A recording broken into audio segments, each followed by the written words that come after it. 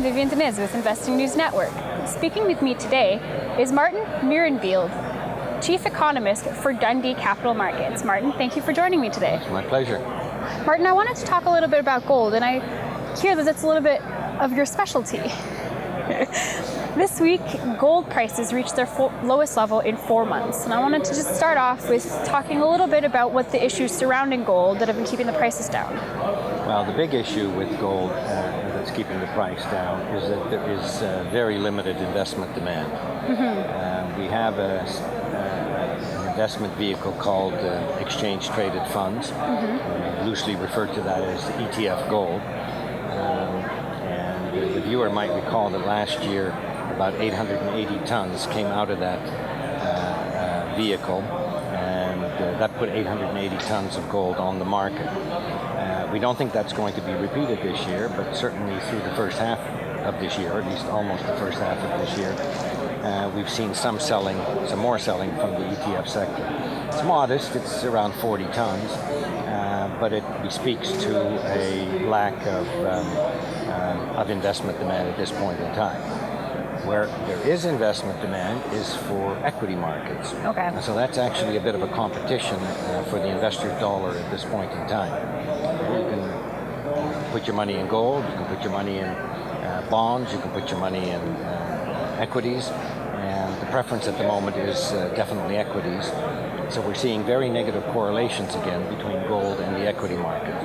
So in short, that would be the key reason.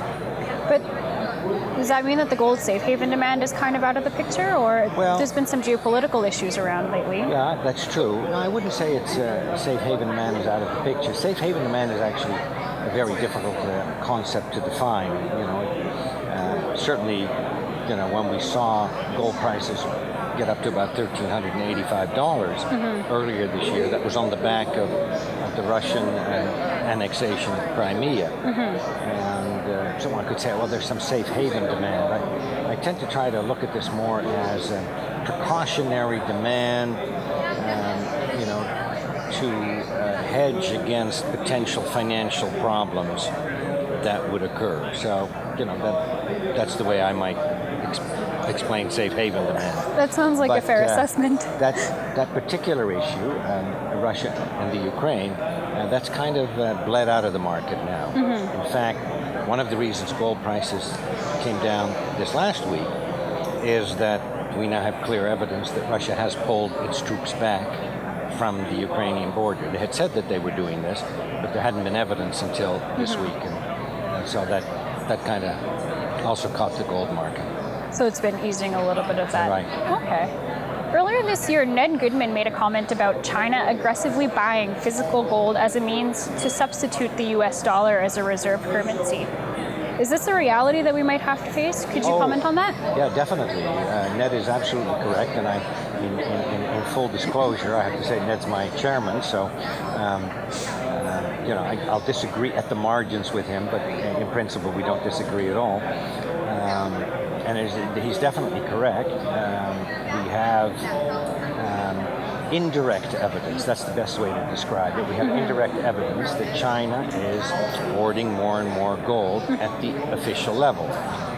There's a bit of a gap in the data, a gap of about 500 tons over last year. And we think that that's gold that the central bank might have picked up, or at least a good part of it. Has picked up. China is interested in diversifying away from the US dollar, as are many other countries. Russia has been buying gold on a consistent basis almost every month for the last, 5 years. They also would like to reduce the percentage of US dollar holdings in their overall reserves. There are many reasons for that, and most of them have to do with geopolitics. But also, I think deep down, these central bankers are concerned that at some point the US dollar will continue to decline further. And that would mean that the purchasing power of their reserves would decline. And they would like to stabilize that purchasing power.